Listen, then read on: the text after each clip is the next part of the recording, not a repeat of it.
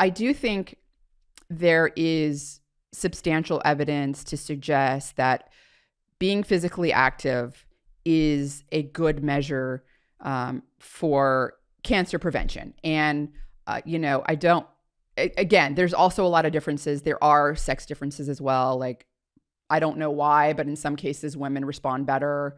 And there's certain cancer types that respond better. Lots of variables here. Like, I feel like I'm speaking in a general way, but there are lots of things to consider, right? There are cancer types and there are sex effects, and there are, as you mentioned, other covariates. There's obesity, and there's, insulin resistance, and age as well. So, I mean, there are lots of, it's nuanced as usual, but I do think that you can make the case that what can I do, in my life to reduce my risk of getting cancer, reduce my risk of dying from cancer, reduce my risk of getting Alzheimer's disease, reduce my risk from getting dementia, reduce my risk from getting cardiovascular disease, reduce my risk for type 2 diabetes.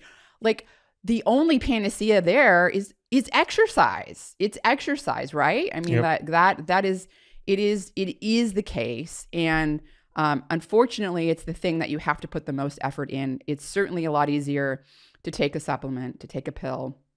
I do think there is an argument that omega-3 is one of it's up there, I think. I think getting yourself to a good omega-3 status and defining what that is still like being investigated. But I do think that's a low-hanging fruit that should not be ignored. But exercise, as you've talked about many of times, is the king.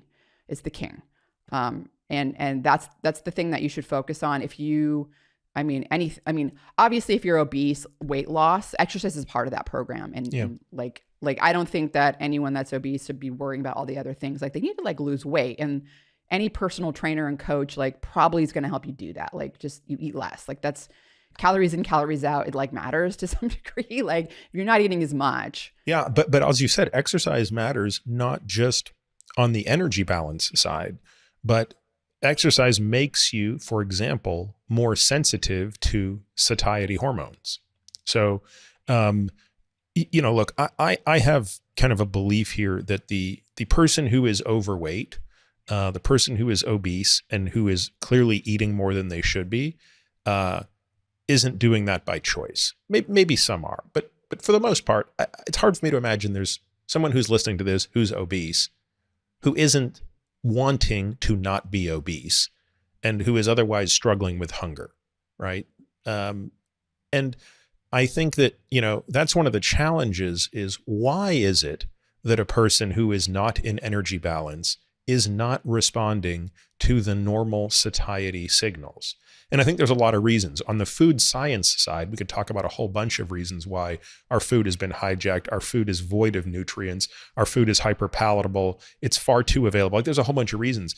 But I think one thing that doesn't get enough attention is this thing, which is an exercising person has a better sense of nutrient requirement. They have their body physiologically is more in tune with their appetitive needs. And so even though I don't think exercise matters as much as intake purely on the energy balance side, in other words, I think it's more about reducing input than increasing output, a part of that equation is the feedback loop that exercise brings.